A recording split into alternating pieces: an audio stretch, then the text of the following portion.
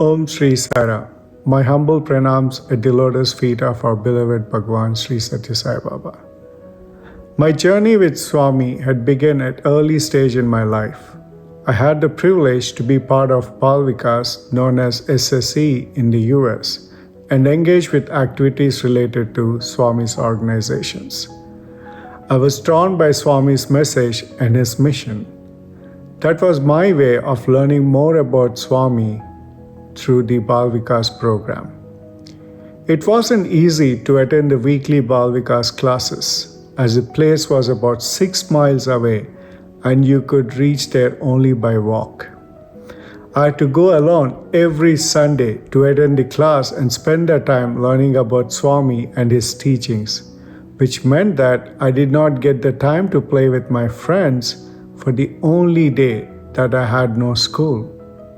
This did not deter my attendance, as I was drawn by interest of learning more about Swami and looking at the dedication that teachers had to carry Swami's mission. I see the same dedication and selfless service by teachers as at SSC outside of India too. At that age, I did not understand how this would shape my life. I had a great time participating in activities like acting in dramas for special occasions like Avatar Day, doing duty as Sevadal, which gave me immense joy. I often wondered, what would all this result in? It was my high school that Swami had shown me the result. I'd applied to pursue my further studies after 10th in Swami's secondary school and was called for an interview. Even though this is about 30 years ago, I still remember the questions that were asked by the principal, and all of them were the teachings of Swami that was taught to me in Balvikas. I was able to answer them with confidence and secured the seat in his institution. Studying at Swami's institute was an elevated experience of learning about him in his physical presence. Swami says, study whatever you expected to study. Earn a good name in society. Your parents have high expectations from you. You must satisfy their aspirations. As we celebrate Swami's 100th birthday, I'm reminded about my first experience in birthday celebrations at Puttaparthi. It was in 1995 that Swami had celebrated his 70th birthday. There are several beautiful memories from the event. One of the highlights is a service activity that was taken up by everyone to make sure the devotees are happy and have divine experience. Swami had built a new hostel for the secondary school students, but it was first used by devotees from overseas, as an accommodation for the event was scarce. Even though the students were eager to move into their new hostel, they learned to sacrifice physical comforts for the love of Swami, because it was Swami who said that the students can move into the new hostel only after his birthday. Swami had given me the opportunity to serve in a convenience store set up in the hostel to help devotees from overseas.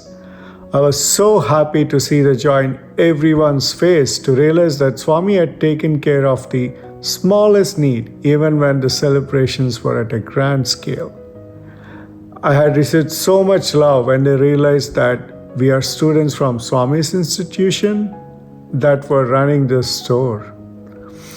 I was so grateful to be experiencing such love.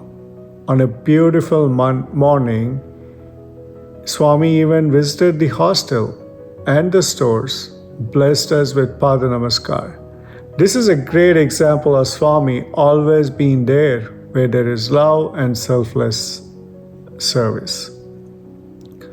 Swami's birthday and annual sports were the best time of the year, as students along with Sathya Sai organizations used to participate in service activities like Grama Seva, village service, Narayan Seva, providing food, Each one of the students had the opportunity to visit a large number of villages and see rural life firsthand. Swami emphasized that food should be distributed right at the doorsteps of the people as a gesture of love. I was part of these events while I was doing my Balvikas too.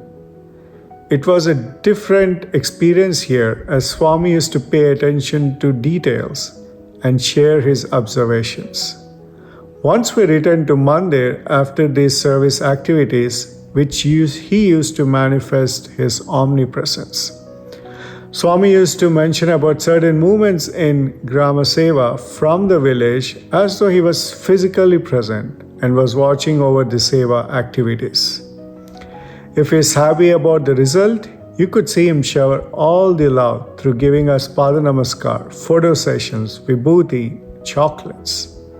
Another experience that really draws the message of how dear service is to Swami is when he used to give Pada Namaskar and vibhuti to every Sevadal at the end of the service month in Puttaparthi. The joy in both Swami's face and Sevadal is immense and filled with love.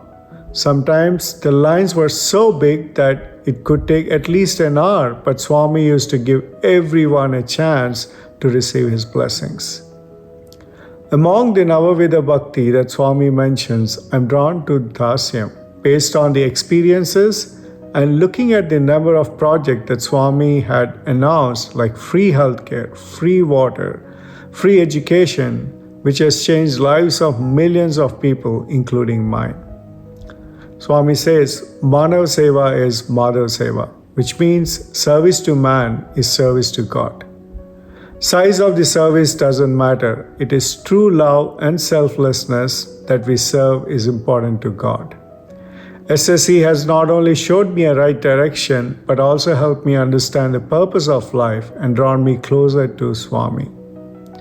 I'm so happy that I'm able to continue to contribute to his mission by enrolling my two sons into SSE, and they find their path to serve the Lord.